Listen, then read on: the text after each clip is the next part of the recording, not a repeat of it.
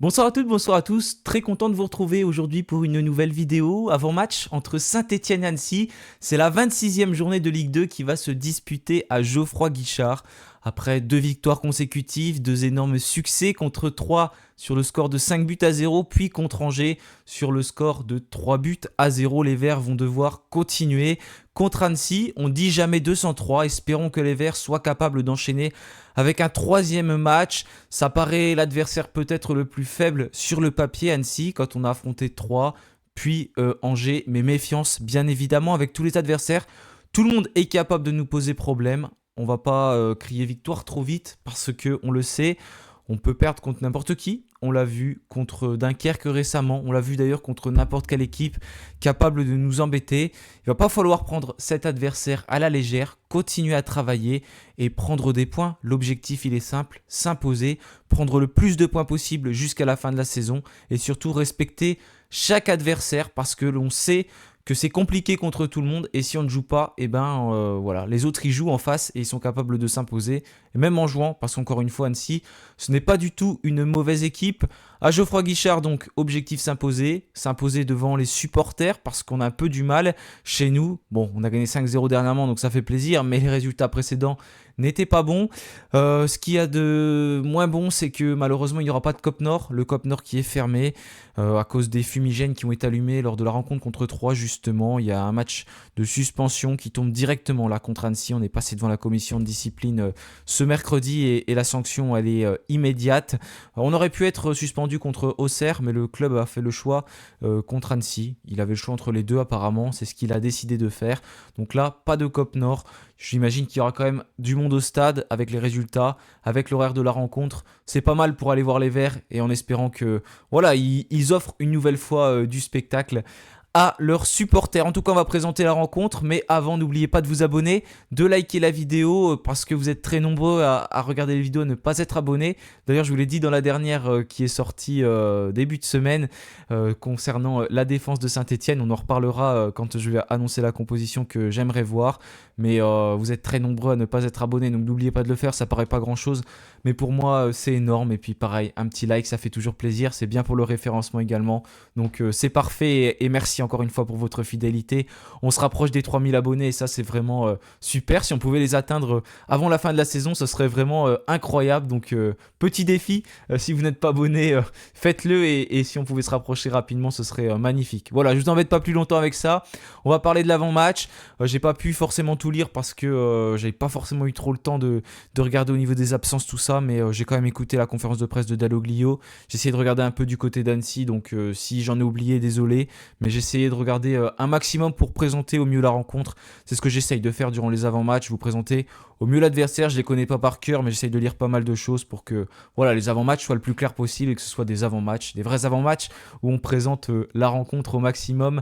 Donc c'est toujours intéressant de savoir à qui on a affaire, la série en cours des adversaires et un peu tout ce qui peut graviter autour. Donc c'est parti pour cet avant-match.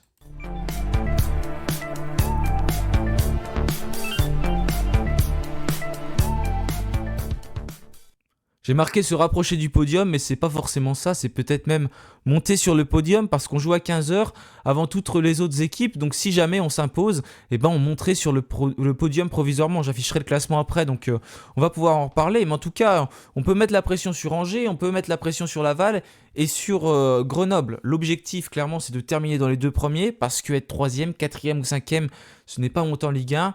On est en retard sur nos standards pour l'instant parce qu'on n'est pas dans les deux premières positions. Donc voilà, il va falloir marquer le plus de points possible sur les 39 disponibles d'ici la fin de la saison. Justement, là, les matchs qui arrivent ces prochaines semaines, avant la trêve internationale, donc on a le match contre Angers là ce samedi à 15h. Bon, la spécialité de Saint-Etienne, vous le savez, c'est de jouer sur Beansport, donc on joue souvent à 15h.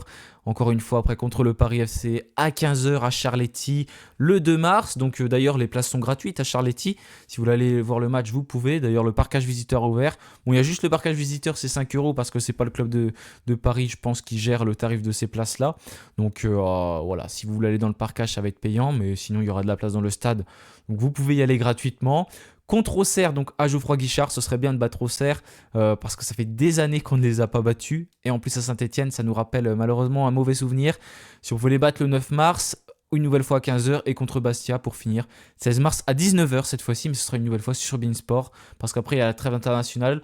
Donc il n'y a pas de match le lundi, je suppose qu'on aurait dû jouer le lundi et du coup c'est pour ça que cette rencontre elle est le 16 mars à 19h. Voilà pour le calendrier qui arrive, vous voyez il y a quand même une grosse équipe, hein, la JOCR, la meilleure équipe de ce championnat. Mais il va falloir battre le plus d'équipes possible et comme j'ai dit, prendre le plus de points possible sur les 39 disponibles. Justement, au niveau des absents côté stéphanois, il y a eu la conférence de presse d'Olivier Dalloglio. Pour Thomas Moncondu, on sait qu'il est suspendu. Il a pris 3 cartons jaunes en 10 matchs, même 4. Il en a pris un la semaine dernière. Donc il est suspendu automatiquement pour cette rencontre. Mouefek ne sera pas là. Dalloglio a dit qu'il ne prendrait pas de risque avec son joueur. Normalement, rien de grave pour Mouefek, mais en tout cas, il ne jouera pas. Et pour Wadji, voilà, j'en ai déjà parlé dans une autre vidéo. Je savais que ça allait être compliqué cette saison pour Wadji, même en revenant, parce que il n'a pas une préparation correcte, hein, il n'a pas pu la peaufiner correctement. Il est retombé une nouvelle fois, les ischio-jambiers. Voilà, ça ne pardonne pas une lésion. Dalloglio a dit qu'on pourrait peut-être le revoir d'ici la fin de la saison, mais je pense que c'est plutôt pour maintenir l'espoir chez tout le monde. Ça devrait être très très compliqué, hein. Peut-être quelques minutes, mais en tout cas, il n'aura pas la forme nécessaire et pour moi, il faut mieux tout arrêter et se concentrer sur la saison prochaine pour Wadji et le laisser tranquille, faire sa rééducation correctement et pas reprendre de risques avec lui. Donc voilà pour les absences. Concernant Briançon, normalement, il pourra tenir sa place d'après ce qu'a dit son coach et sinon, pas d'autres absences du côté de Saint-Etienne. Ben Teig, il devrait être là aussi si jamais il fait ce choix. Voilà ce qu'il avait dit Dalloglio, que Briançon va bien et sera présent. Mouefek ne sera pas disponible, même si je pense que ce ne soit pas trop grave. Pour Wadji, ça va prendre plus de temps, mais je compte sur lui pour cette fin de saison et je lui ai dit. Et c'est au niveau des ischios, j'ai lu ça tout à l'heure.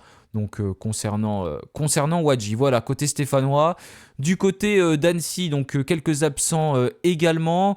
On a Thibaut Delphis, c'est officiel, le défenseur central. Pas mal de défenseurs centrales à Annecy. Kevin Mwanga également. Martin Adeline qui ne sera pas présent. Le milieu de terrain. Pour Adeline, il sera peut-être là en fait, Adeline. J'avais lu des choses, j'ai sous les yeux. Non, il ne sera bien pas là, Adeline, pardon. Dans les absents, c'est Lajubi qui sera peut-être présent. Lajuji, pardon, je sais pas, Lajubi, je me suis trompé. C'est dans le Dauphiné qu'on a appris ça, des informations du Dauphiné. Donc il devrait être là. Et on a Vincent Pajot également, Barry, Ousmane Camara qui sera là. Et au niveau des absents, c'est ceux que je vous ai évoqués. Voilà, côté Annecy. Du côté de leur état de forme, je vais mettre un petit peu plus gros, ça va être plus facile pour voir. Ils ont perdu la semaine dernière contre Auxerre, qui a d'ailleurs pris un carton rouge. C'était eux qui avaient pris un carton rouge contre Concarneau, grosse défaite. Voilà, c'est pas fameux pour Annecy non plus, qui ont un peu du mal. Laurent Guyot qui cherche pas mal son dispositif. Il essaye pas mal entre 4-3-3, 5-3-2, 4-4-2. Il essaye de changer des choses, c'est pas forcément simple pour lui. Et Annecy qui est en difficulté, 19e de ce championnat. C'est dans la zone rouge, c'est dans la zone rouge, oui. Et c'est quasiment, ça va être dur pour eux de se maintenir. Déjà 6 points de retard sur le 16e qui est Bastia. Autant dire que voilà, ils vont essayer de se battre jusqu'au bout. Mais ça va être difficile. On a Dunkerque qui remonte pas mal. En plus devant qui est sur une bonne dynamique. On l'a vu, ils nous ont posé vraiment problème, Dunkerque. Donc Laurent Guyot, il cherche sa solution. Annecy qui a été monté, c'est leur deuxième saison je crois consécutive en Ligue 2 qui était en National avant. Ils essayent de trouver la solution mais ça va être difficile. Mais ils vont essayer de nous faire mal bien évidemment. Mais en tout cas pour l'instant les derniers matchs, ils restent sur des résultats assez compliqués. 26 buts marqués, 36 buts encaissés, moins 10 de différence de but. Le meilleur buteur c'est Ntamak. Le meilleur passeur c'est Candil. Et voilà, j'ai pas grand chose à rajouter, je vous avoue, concernant Annecy parce que j'ai pas non plus pu lire trop de choses, comme je vous l'ai dit. J'ai pas pu lire trop de choses sur cette équipe cette fois-ci pour l'avant-match. Mais en tout cas, on sait que c'est une équipe qui va certainement jouer avec un bloc bas. Saint-Etienne, essayer de ne pas prendre de but. Ils nous ont certainement beaucoup analysé également. Donc ils vont essayer de certainement procéder en contre. Et je pense qu'il va falloir réussir à marquer un but assez rapidement pour les déstabiliser. Sinon, ça va être une équipe qui va certainement jouer avec un bloc assez bas. Concernant Saint-Etienne, ça fait plaisir à voir parce qu'on reste sur 2 victoires consécutives. 8 buts, du jeu qui fait plaisir à voir, assez agréable. Une très belle rencontre contre Angers. Pour moi, contre Angers, c'est les 2 meilleurs matchs depuis le début de la saison. On compte 38 points. On peut aussi bien monter sur le podium que redescendre quasiment, peut-être même à la 10e place à la fin de cette 26e journée de Ligue 2. Donc l'objectif, ça va être tout simplement de s'imposer, de produire du jeu et de mettre la pression parce que regardez, si on s'impose, on sera 3e provisoire et on reviendrait même à 5 points d'Angers qui est sur une mauvaise dynamique en ce moment. Angers qui est dans le mal, on l'a vu contre nous, mais déjà je vous en parlais dans l'avant-match, c'était un peu compliqué, il y avait des joueurs à la canne, etc. Mais on a vu là, même qu'ils n'étaient pas forcément en jambes. Diony, il a été bien pris par Nadé, il revient juste de blessure, donc ça va peut-être être compliqué aussi pour lui de se remettre directement. Donc ça peut être une équipe qui va potentiellement perdre des places d'ici la fin de la saison, même si j'ai encore une belle avance. Mais il ne faudra rien lâcher, il reste 39 points. Il y a 8 points d'écart, 8 points sur 39, c'est pas grand-chose non plus. Donc c'est quelque chose qui est possible à reprendre. On a des joueurs qui sont en forme, qui ça fait plaisir de voir Cafaro, de voir Cardona, Cafaro voilà, qui compte maintenant 6 passes décisives. Ça fait plaisir de voir des joueurs qui mettent de l'intensité, qui se battent, qui mouillent le maillot, qui sont présents dans les duels côté stéphanois. Donc ça, c'est quelque chose qui est top. Et je vais vous parler de ma composition maintenant. Vous verrez, j'ai pas changé grand-chose. La composition qui reste globalement la même, avec Gauthier Larsonneur dans les buts. Ensuite, Ivan Masson sur le côté gauche, Denis Sapia sur le côté droit. En défense centrale, j'en ai parlé dans la dernière vidéo. De mon côté, je laisse Nadé Briançon parce que voilà, je me voyais mal sortir Nadé. Nadé qui réalise des bons matchs. Je vois pas comment on peut lui dire, bon Nadé, tu ne joueras pas, alors qu'il fait des performances tout à fait intéressantes. Et à part si Anthony Briançon pourrait sortir potentiellement, le capitaine stéphanois, parce qu'il avait été touché apparemment au niveau des adducteurs lors du dernier match. Dalloglio a dit que c'était pas grave. Mais bon, si il faut pas prendre de risque avec un joueur, ce serait avec Briançon. Donc s'il ne joue pas, potentiellement Nadé et Batu Binsika, mais sinon je laisserai comme ça. Denis Sapia sur le côté droit, et puis au milieu de terrain, voilà, ça reste similaire, mon effet ne sera pas là, donc je remettrai Tardieu, mon conduit. En fait on finit avec les mêmes que contre Angers. Florentin de Thomas Monconduit. J'imagine que Benjamin Bouchouari a vraiment perdu des places, sa place peut-être, parce que Dalloglio ne le titularise plus, ne l'a même pas fait rentrer en jeu ces derniers temps.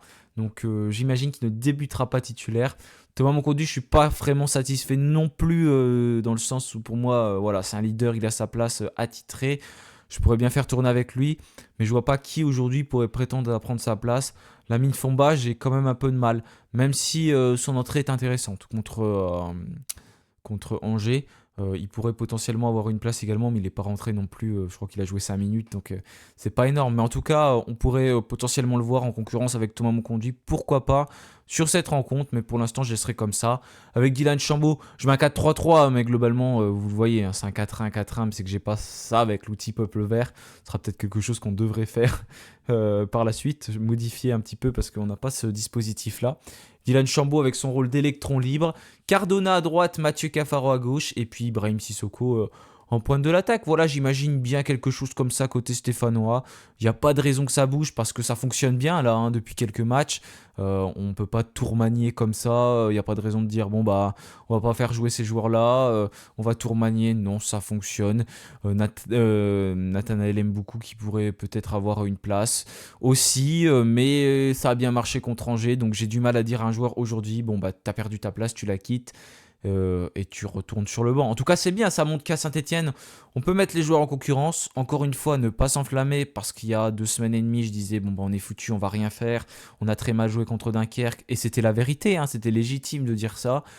Et là, les joueurs nous ont montré que oui, ils pouvaient faire quelque chose et ça a peut-être fait du bien aussi ce coup de gueule de Larsonneur, les coups de gueule de Perrin, etc. Il y a peut-être des choses qui se sont dites qui ont fait du bien aussi dans le vestiaire. Ça, c'est important. Ils ont peut-être pris conscience de quelque chose, mais maintenant, il va falloir prendre conscience jusqu'à la fin de la saison. Et puis, combattre, se battre et mouiller le maillot. Le message qui est un peu au-dessus du COP Sud, combattre, mouiller le maillot pour ses couleurs. Je ne sais plus comment c'est tourné, mais c'est ça qu'il faut faire, quoi. Il faut se battre jusqu'à la fin et prendre le plus de points possible pour terminer sur le podium et même deuxième de Ligue 2 et être assuré de monter en Ligue 1 parce que, encore une fois, terminer 3e, 4e, 5e, c'est bien joli, mais on est loin d'être assuré de monter en Ligue 1, surtout qu'au niveau des barrages, on finit chez l'équipe de Ligue 1 et là c'est très très compliqué ensuite de s'imposer pour atteindre la première division française. Donc voilà, l'objectif, produire du jeu, se bouger, mettre les intensités nécessaires. On voit que ce qu'Olivier Dalloglio a fait, son travail d'intensité est en train de payer parce que je trouve que les joueurs sont mieux. Et ça, c'est quelque chose qui nous manquait vraiment, qu'on soulignait depuis le début de la saison et qui semble venir. On va voir si ça va continuer comme ça. Et en tout cas, les joueurs nous ont montré aussi de quoi ils étaient capables. Donc à eux de continuer comme ça, hein. Ils nous ont montré, donc maintenant on sait, hein. Et de toute façon, on l'avait déjà vu auparavant, mais sur des phases plus. Là, ils ont montré qu'ils étaient capables de faire dans la continuité. Donc à eux de continuer sur ce chemin-là. Et en tout cas, s'ils continuent comme ça, il n'y a pas de raison qu'ils ne s'imposent pas et qu'ils ne prennent pas beaucoup de points sur les prochains matchs. On va surveiller de près ce qu'ils sont capables de faire, les suivre et puis bien évidemment croiser les doigts pour ces 3 derniers mois du championnat de Ligue 2 et on espère les 3 derniers mois de Saint-Etienne en Ligue 2 avant de trouver le championnat de Ligue 1. Voilà, merci à tous d'avoir suivi cette vidéo. Je vous souhaite une bonne soirée, une bonne journée et puis on se retrouvera pour le match en live ce samedi à 14h30. Le match qu'à 15h, je le prendrai à 14h30 et puis après le débrief et on continuera comme ça. Encore une fois, n'oubliez pas de vous abonner, de liker pour me soutenir et puis bien évidemment, allez les Verts, allez salut à tous.